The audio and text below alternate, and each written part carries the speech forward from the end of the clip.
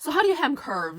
So hemming curves is difficult because basically the measurement of this outside piece of fabric is bigger than the inside that you got to turn it into, which is even bigger than the part where you have to turn it into a second time. So making everything lie flat is very difficult. But there are a few ways around this. The first one is just make your hem as teensy tiny as you can, because a teensy tiny hem, the difference between this outside measurement and the inside here is not nearly as big as if you did a big hem.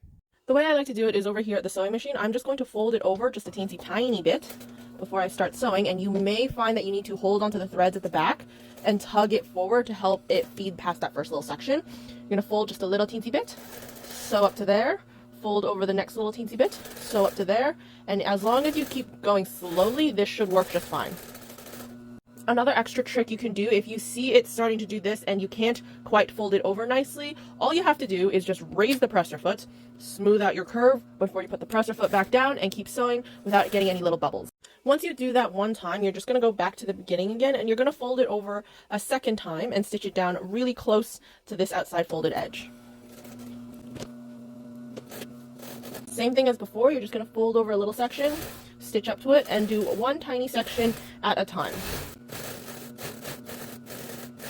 Now you'll very likely notice after doing that your hem is all wibbly wobbly, and that is because curves are always on a bias. Therefore, when I was folding this over and stitching it down neatly, I was essentially stretching that bias out in order to make the bigger section lay flat on the smaller section.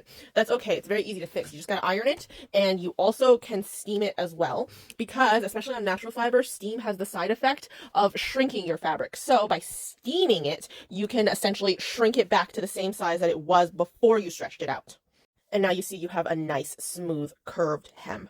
Now, if you wanted to do a thicker hem on a curve, I would first go over to the machine and do that initial turn that you did before. After you do that initial first little baby turn, you're going to take it back over to the sewing machine. And you are going to change your stitch length to a very long stitch.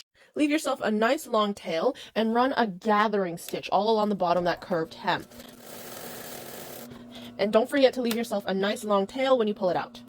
And what this means is that when I come over here, I can then grab onto one of these threads, pull on it, and gather my fabric. So what that does is it takes this edge that is bigger than this inside edge and gathers it in order to make it smaller so that you see it fits up here a lot better. I'm going to keep doing that all the way around, and then I'm going to iron it in place.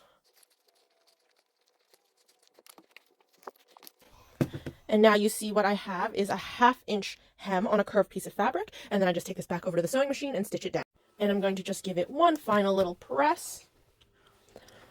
And now you can see I have a 1/2 inch hem on a curved piece of fabric.